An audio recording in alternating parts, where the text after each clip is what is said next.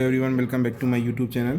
तो I hope guys, आज जो कि हमारा 20th को एग्ज़ाम होने वाला है, फंडामेंटल ऑफ इलेक्ट्रॉनिक्स। तो मैंने इलेक्ट्रिकल इंजीनियरिंग के बेसिक इलेक्ट्रिकल इंजीनियरिंग के मैंने क्वेश्चंस डाल दिए हैं। मोस्ट इंपॉर्टेंट टॉपिक्स हैं जो भी रिलेटेड, तो उन्हीं टॉपिक को कंप्लीट कर लेना। तो मोस्टली पेपर उसी से आता है। और गाइस, केमिस्ट्री का पेपर जो भी आया था वो कुछ कह नहीं सकता हूँ किस तरीके का पेपर आया है, क्या करके किसने पेपर बनाया है। कुछ इस तरीके का एग्ज़ाम पहली बार मैंने भी देखा है, क्योंकि 4 स्टेट की यूनिवर्सिटीज़ में जितने भी मैंने एग्ज़ाम्स के जो कि पेपर्स में मैंने क्वेश्चन वीडियो डाले हैं, बच्चों को पढ़ा रहा हूँ, RGPB, DY2, SPU और BU बिहार इंजीनियरिंग यूनिवर्सिटी, वहाँ पे इस तरीके के पेपर आज तक कभी नहीं आया था केमिस्ट्री का, जो पहली बार मैंने AKTU में देखा। AKTU के लास्ट 7 से 8 साल में भी कुछ इस तरीके का एग्ज़ाम नहीं आया जिस तरीके का केमिस्ट्री में आया है।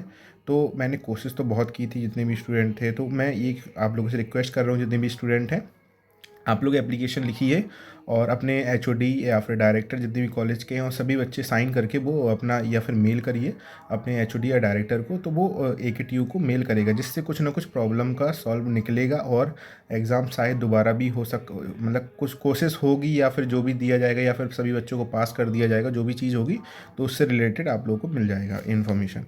तो चलिए चलते फंडामेंटल ऑफ इलेक्ट्रॉनिक इंजीनियरिंग के बारे में बात करते हैं। यूनिट 1 है यहाँ पे। तो working of PN junction diode और सेमीकंडक्टर डायोड, ये दोनों का, PN जंक्शन का वर्किंग और सेमीकंडक्टर डायोड का, ये इंपॉर्टेंट क्वेश्चन है आप लोगों का, क्योंकि देखा जाए 3 साल से ये क्वेश्चन लगातार आ रहा है सेक्शन C में। अब बात करते हैं सेकंड क्वेश्चन है ब्रेकडाउन मैकेनिज्म्स इन जीनर डायोड। ये बहुत इंपॉर्टेंट क्वेश्चन है, इसके 100% आने के चांसेस हैं, क्योंकि लास्ट 2 साल से ये क्वेश्चन आ रहा है। Half wave full wave rectifier 2023 में आया था, 2024 में नहीं आया।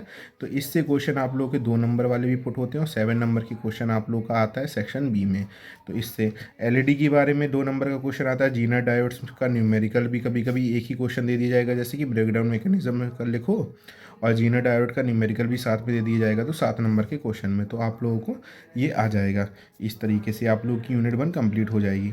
अब बात करते हैं यूनिट 2 की तरफ चलते हैं। यूनिट 2 में आप लोग का working of NPN transistor in common emitter और PNP ट्रांजिस्टर। तो दोनों NPN और PNPN दोनों बहुत मोस्ट इंपॉर्टेंट टॉपिक हैं आप लोगों के लिए। तो इससे रिलेटेड जितने भी क्वेश्चन होंगे या फिर थ्योरेटिकल वाला पार्ट होगा, सभी कंप्लीट कर लेना।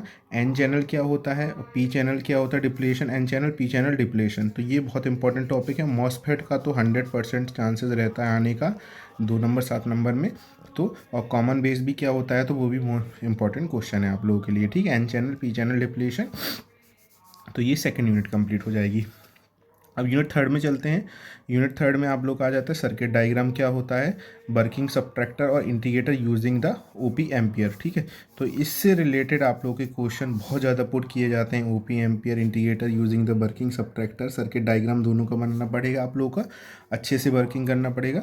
और सर्किट कन्फिगरेशन भी क्या होता है, summing amplifier using the OP ampere. तो इन दोनों से रिलेटेड क्वेश्चन बहुत ज़्यादा पूछे जाते हैं, तो दोनों क्वेश्चन कर लेना। ऐसा नहीं है कि एक कर लो एक नहीं करो, मैं ये नहीं बोल रहा हूँ। ऑपरेशन एम्पलीफायर क्या होता है, इसका ब्लॉक डायग्राम बनाना है ऑपरेशन एम्पलीफायर के रिगार्डिंग जितना भी आता है। वोल्टेज गेन का न्यूमेरिकल आते हैं बहुत ज़्यादा, वोल्टेज गेन से रिलेटेड न्यूमेरिकल बहुत ज़्यादा पूछे जाते हैं। कॉमन मोड क्या होता है, rejection ratio, common mode rejection ratio से रिलेटेड न्यूमेरिकल, तो ये दोनों से रिलेटेड न्यूमेरिकल बहुत ज़्यादा, ब्लॉक डायग्राम, ऑपरेशन एम्पलीफायर।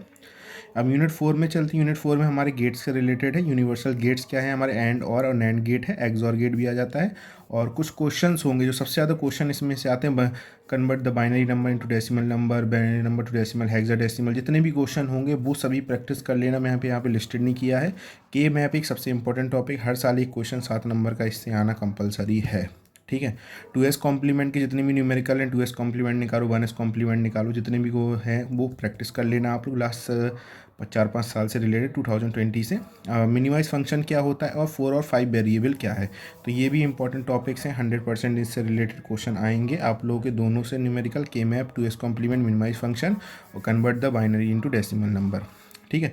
ये यूनिट 4 कंप्लीट हो चुकी है हमारी। अब यूनिट 5 में चलते हैं। यूनिट 5 में हमारा need of modulation in communication system में, नीड ऑफ मॉड्यूलेशन क्या होता है और इसका ब्लॉक डायग्राम भी आप लोगों को तैयार करना है, क्योंकि बहुत इंपॉर्टेंट टॉपिक है आप लोगों का। Need of modulation communication system में ब्लॉक डायग्राम क्या होता है, रडार कम्युनिकेशन सिस्टम क्या होता है, सैटेलाइट कम्युनिकेशन सिस्टम क्या होता है, ये दोनों क्वेश्चन बहुत इंपॉर्टेंट 100% आएंगे और इससे रिलेटेड भी क्वेश्चन आएगा 7 नंबर का सेक्शन C में।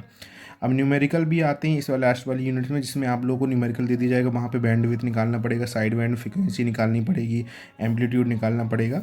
तो ये आता है हमारा एम्पलीट्यूड मॉड्यूलेशन भी क्या होता है, ये भी इंपॉर्टेंट टॉपिक है आप लोगों के लिए। तो ये हमारे सभी टॉपिक हैं, आप लोगों को लिस्टेड कर दिए हैं, तो एक बार देख लेना, ये इंपॉर्टेंट टॉपिक्स हैं आप लोगों के लिए। आई होप आप लोग इस प्रिपरेशन कर लेंगे, और अगर 2 मार्कर के लिए प्लीज़ गाइस कमेंट सेक्शन में कमेंट कर देना। So thank you guys for watching this video.